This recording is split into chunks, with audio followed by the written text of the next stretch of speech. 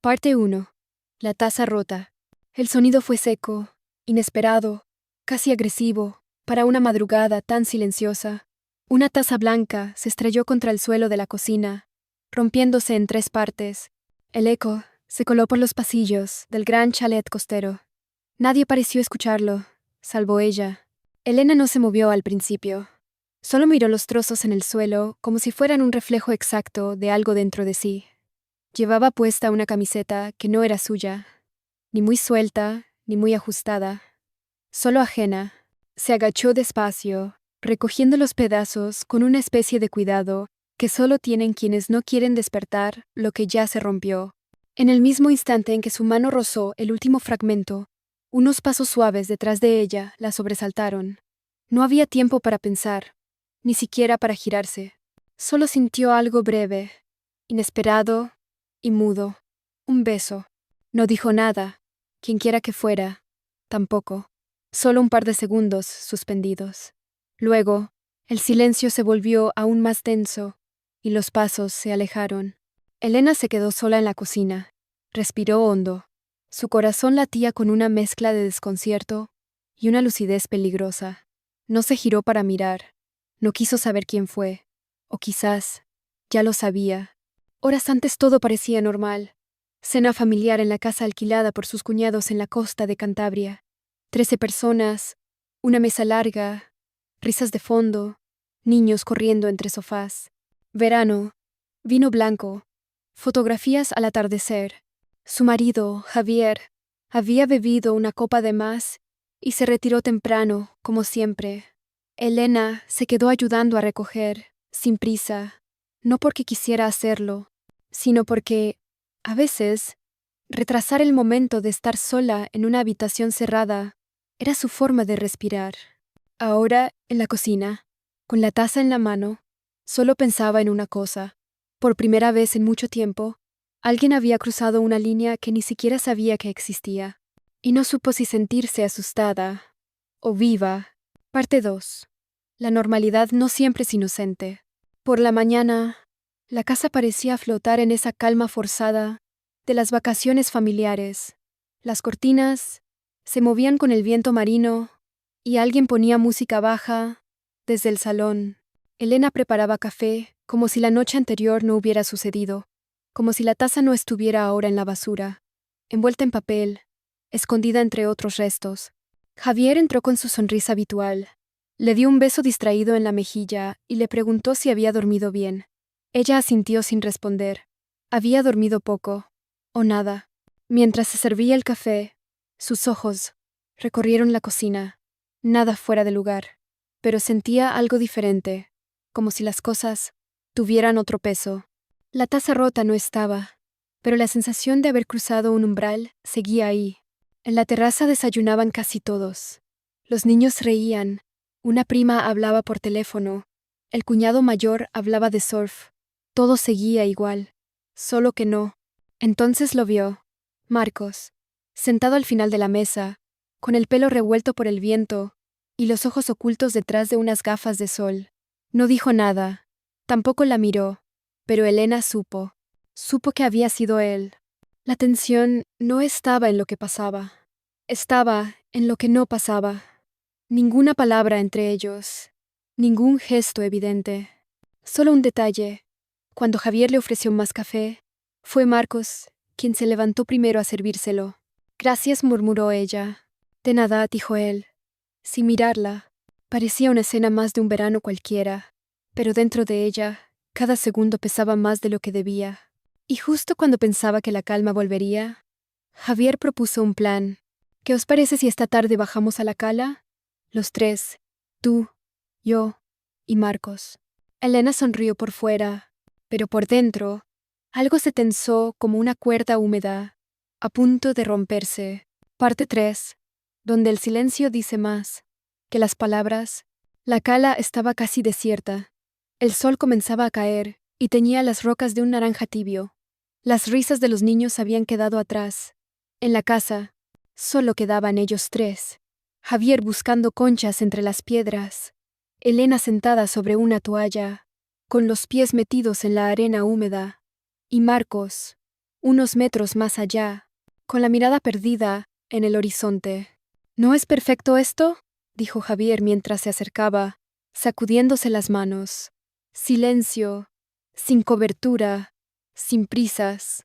Elena sonrió sin responder. Fingía bien. Había aprendido con los años a sostener sonrisas en medio del ruido. Y ahora, en medio del silencio, también. Voy a darme un baño rápido, anunció Javier, quitándose la camiseta. Cuando se alejó hacia el agua, la distancia se volvió otra cosa. Un espacio invisible entre lo correcto y lo que no debería suceder. Marcos caminó despacio hasta donde estaba ella. Se sentó sin decir nada. Pasaron unos segundos eternos, en los que el viento parecía arrastrar todo lo que no se atrevían a nombrar. ¿Estás bien?, preguntó él al fin. No lo sé, respondió, sin mirarlo. Sus palabras cayeron como piedras en un charco quieto. No hacía falta más. Todo lo no dicho vibraba en el aire. Y entonces, sin aviso, ocurrió el segundo pozo de silencio. Un pozo con forma de pozo. Un instante en el que los cuerpos no se mueven, pero todo cambia. Un pozo. Después, ninguno dijo nada. No porque no quisieran, sino porque sabían que las palabras podían romperlo todo, o, peor aún, hacerlo real. A lo lejos, Javier salía del agua, sacudiéndose el cabello. «Está helada», gritó riendo. Elena se levantó, sacudiendo la toalla. «Deberíamos volver», murmuró. Pero al mirar a Marcos, supo que no había vuelta del todo. Algo, aunque invisible, ya se había roto. Parte 4. Ecos que no se apagan. Esa noche, el salón estaba iluminado con faroles suaves y música de fondo. La familia entera se había reunido para cenar juntos. Risas, copas entrechocando, conversaciones cruzadas. Desde fuera, era una postal de armonía. Pero dentro de Elena, todo era ruido. Marcos estaba sentado justo enfrente. Cada tanto, sus miradas se cruzaban fugazmente, como si fueran accidentes. Pero no lo eran. Era inevitable y peligroso. ¿Me pasas el pan, Elena?, preguntó Javier con naturalidad. Claro, dijo ella, reaccionando tarde, como quien regresa de otro lugar. Al otro extremo de la mesa, alguien hablaba sobre política local. Otro grupo discutía sobre fútbol, pero Elena apenas los oía. Todo parecía avanzar más lento, como si el tiempo se hubiese llenado de densidad. Marcos no hablaba mucho. Sonreía, asentía, jugaba con el cuello de su copa. Cuando la cena terminó, y algunos se levantaban para servir el postre, él se acercó. «¿Puedes venir un momento?» «Se me cayó algo en el porche», dijo en voz baja, sin mirarla. Elena dudó un segundo. Pero fue. El porche trasero estaba casi a oscuras, salvo por la luna. «No se me cayó nada», admitió él. Silencio. «No sé qué hacer con esto», dijo Elena. Finalmente. «Ni yo», respondió Marcos. «Pero mentirme sería peor». Un ruido los interrumpió. Javier asomó la cabeza por la puerta trasera, sonriente. «Ah, aquí estaban. Venid. Han traído helado artesanal». «Ya vamos», respondió ella rápidamente, alejándose unos pasos. Cuando entraron de nuevo, algo cambió. La distancia entre ellos era más amplia, pero más evidente. La noche siguió como si nada, pero entre ellos ya no había lugar seguro donde esconderse. Y sin embargo, todos reían. Parte 5. La grieta invisible. Pasaron algunos días desde aquella noche en el porche, pero el peso de la conversación no se disipaba. Elena intentaba envolverse en la rutina, preparar café, revisar correos, escuchar los relatos de Javier sin perder el hilo. Todo funcionaba en apariencia. Pero su mente regresaba una y otra vez a ese «no sé qué hacer con esto». Una tarde, mientras caminaba con su sobrina por la playa cercana, se encontró con Marcos de frente. Él venía con una tabla de surf bajo el brazo, con el pelo revuelto por la sal. Se saludaron como cualquiera lo haría frente a otros, pero la tensión estaba ahí, flotando, no en las palabras, sino en lo que no se decía. «¿Te quedas esta semana?», preguntó ella, fingiendo casualidad. «No lo sé aún», respondió. «A veces irse no cambia nada». Esa noche hubo parrillada en casa de la tía Nuria. Todos, reunidos otra vez. Risas, vinos, guitarras. Elena y Marco se mantuvieron en extremos opuestos del patio, pero cada movimiento parecía observado por el rabillo del ojo, hasta que pasó, durante una canción, los caminos se cruzaron. Una mirada, una pausa, y luego, un segundo de olvido. Poema, guitarra, poema, poema, poema, poema. Pero dentro de ella, poema no rimaba con paz. Después del postre, Marco se acercó al borde del jardín. Elena lo vio irse, solo, y, sin pensar, lo siguió. Se detuvo a pocos pasos de él. Tenemos que parar, dijo ella. Lo sé, susurró. Pero justo cuando creo que puedo, haces algo que me rompe la idea. Un trueno a lo lejos lo sacó del momento. La tormenta se acercaba. Volvieron caminando en silencio, empapados de una lluvia que parecía caer solo sobre ellos. Y al llegar al umbral, ninguno quiso ser el primero en entrar. Parte 6. La rendición del silencio. La lluvia cesó cuando Elena y Marcos finalmente entraron a la casa. El aire estaba cargado, como si la tormenta hubiera lavado algo y dejado otro peso detrás. En la cocina, las luces suaves y el aroma del café recién hecho contrastaban con la tormenta que aún rugía en sus mentes. Marcos miró a Elena con una mezcla de cansancio y algo indefinible, un reflejo de lo que ambos sentían pero no se atrevían a nombrar. Se acercó lentamente, como si el tiempo se estirara solo para ellos. Sin palabras, sus manos se buscaron por tercera vez esa semana.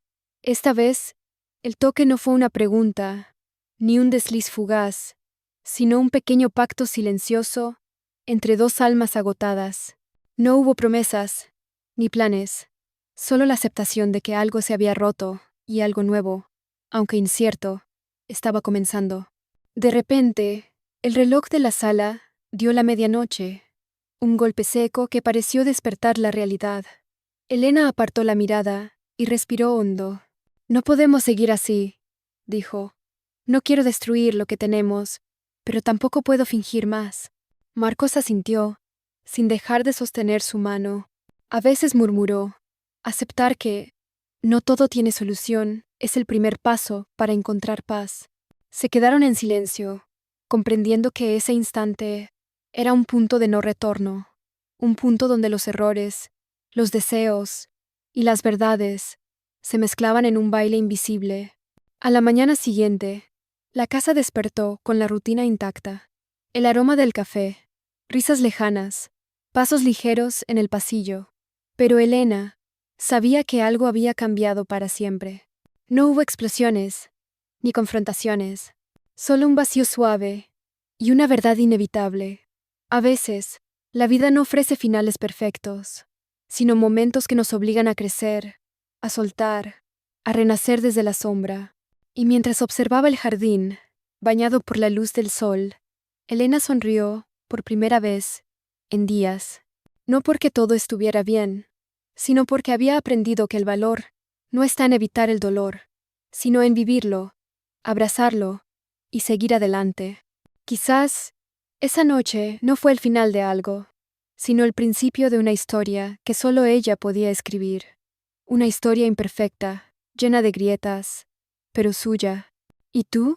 ¿Qué harías cuando el silencio dice más que 1000 palabras?